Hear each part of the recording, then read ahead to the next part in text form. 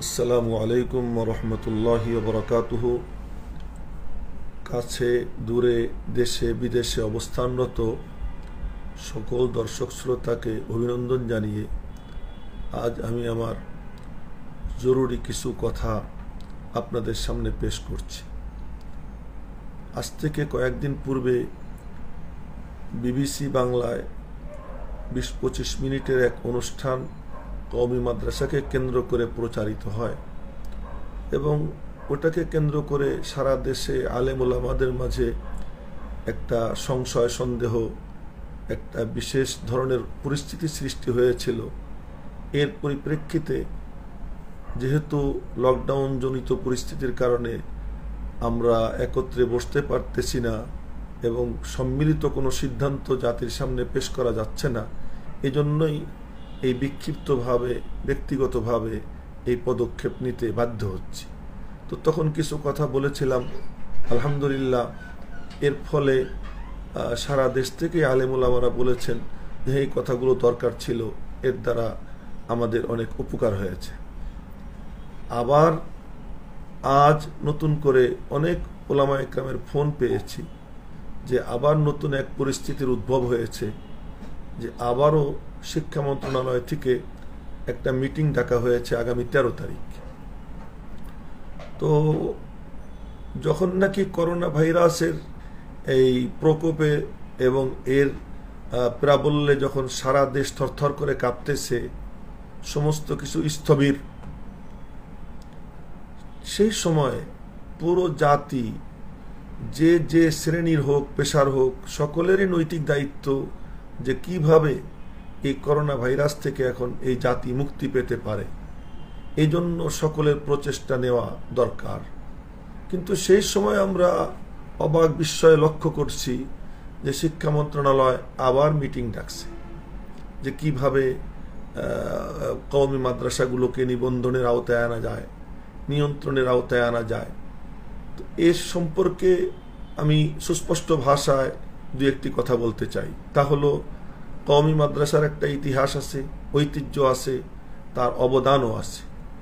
যারা কওমি মাদ্রাসার ইতিহাস, ঐতিহ্য, অবদান সম্পর্কে সচেতন, তাদের ঘাবড়ানোর কিচ্ছু নেই, কারণ এর থেকেও কঠিন পরিস্থিতি আমাদের আকাবিরের উপর এসেছে এবং তাদের যে মূল পুঁজি ছিল তাআল্লুক মা আল্লাহ, আল্লাহ পাকের সাথে সম্পর্ক, ইনাবাত ইলাল্লাহ, যে কোনো পরিস্থিতিতে আল্লাহর দিকে পরিপূর্ণরূপে ঝুঁকে যাওয়া, এই যে পুঁজি ছিল, এই পুঁজি দিয়ে তারা সমস্ত পরিস্থিতি উতরে গিয়েছেন। আজ আমি সুস্পষ্ট ভাষায় বলতে চাই, সমস্ত ওলামা একরামের পক্ষ থেকে এবং তলেবে ইলমদের পক্ষ থেকে এই কথা ঘোষণা করতে চাই, তা হলো যে কোরআন আল্লাহ পাকের কালাম, আল্লাহ তাআলা বেনিয়াস, আল্লাহর কালামও বেনিয়াস, কারো মুখাপেক্ষী না। আল্লাহ পাকের কালামের হামেল যারা, তারাও বেনিয়াস, তারা কারো মুখাপেক্ষী না। তাই তো আমাদের আকাবির, আমাদের বুজুর্গ যারা কওমি শিক্ষা সনদের স্বীকৃতির জন্য চেষ্টা করেছেন এবং শেষ পর্যন্ত সফলতায় পৌঁছেছেন, তারা কিন্তু কওমি মাদ্রাসার স্বকীয়তা জলাঞ্জলি দেননি। সমস্ত স্বকীয়তাকে বজায় রেখে, দারুল উলুম দেওবন্দের উসুলে হাসতে গানাকে ঠিক রেখে, এই অষ্টমূলনীতিকে ঠিক রেখে এবং সম্পূর্ণ স্বকীয়তা বজায় রেখে সরকারের কোনো আর্থিক সহযোগিতা না নেওয়ার চূড়ান্ত সিদ্ধান্ত নিয়েই এই স্বীকৃতি নিতে তারা রাজি হয়েছেন। এবং আমরা ধন্যবাদ জানাই মাননীয় প্রধানমন্ত্রী এবং তার সাথে সংশ্লিষ্ট নীতি নির্ধারক যারা, মাননীয় স্বরাষ্ট্রমন্ত্রী আসাদুজ্জামান খান কামাল ভাই এবং মরহুম সামরিক সচিব এবং মরহুম ধর্ম প্রতিমন্ত্রী শেখ মোহাম্মদ আবদুল্লাহ সহ তারা সকলে এক্ষেত্রে অত্যন্ত আন্তরিকতার পরিচয় দিয়ে, সদিচ্ছার পরিচয় দিয়ে, যে এই কওমি মাদ্রাসা এবং কওমি শিক্ষা এটা কেবলমাত্র আমাদের সম্পদ না, এটা গোটা মুসলিম জাতির সম্পদ। এর স্বকীয়তা রক্ষা করা সকলের দিন ইমানের হিফাজতের জন্য অপরিহার্য।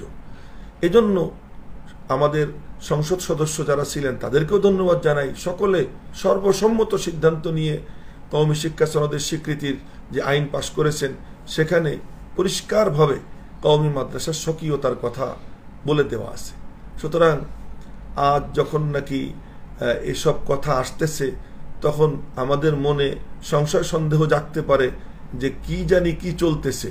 কিন্তু আমরা স্পষ্ট বলতে চাই যে এ নিয়ে ঘাবড়ানোর কিচ্ছু নাই। তার কারণ সংসদে আইন পাশ করে হয়েছে এই কওমি শিক্ষা সনদের স্বীকৃতি।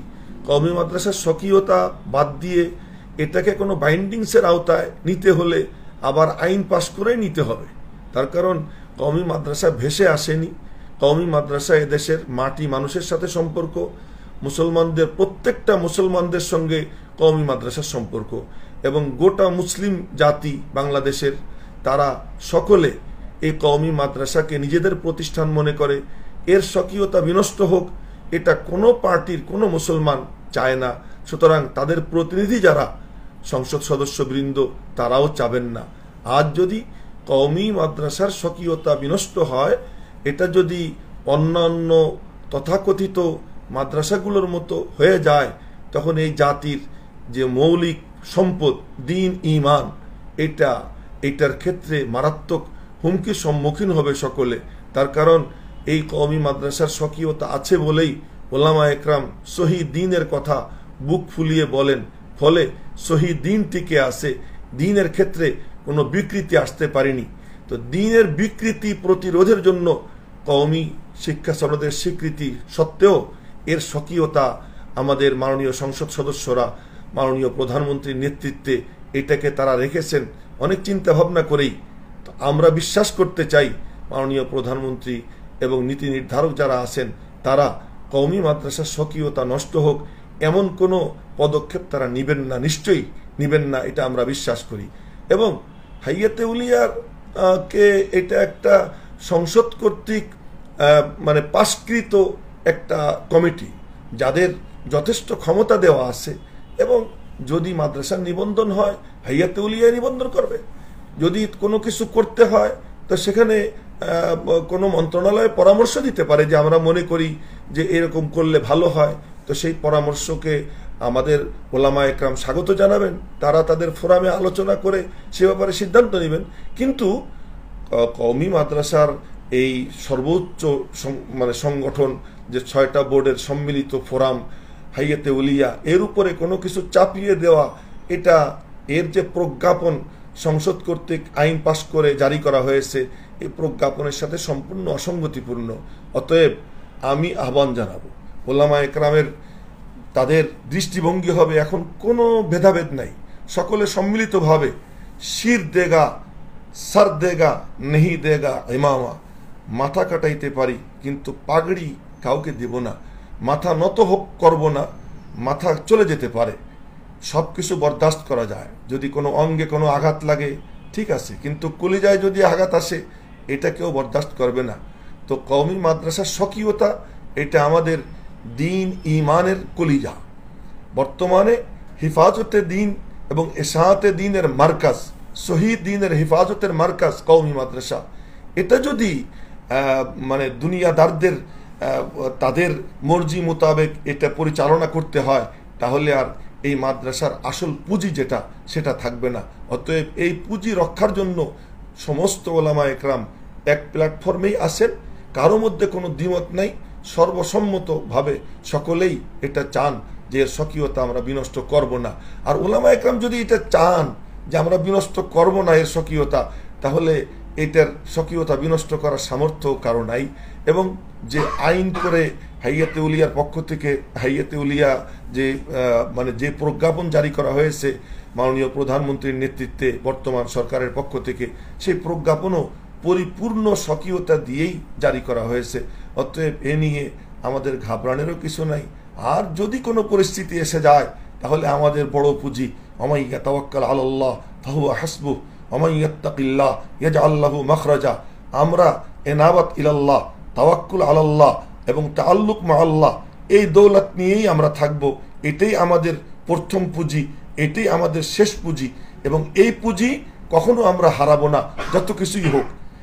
এজন্য আমি আপনাদেরকে ওলামা একরাম এবং তলেবে ইলম এবং কওমি মাদ্রাসার হিতাকাঙ্ক্ষী যারা, তাদেরকে আশ্বস্ত করতে চাই যে আপনারা নিশ্চিন্ত থাকুন, ইনশাআল্লাহ ওলামা একরাম কওমি মাদ্রাসার স্বকীয়তাকে বিনষ্ট হতে দিবেন না।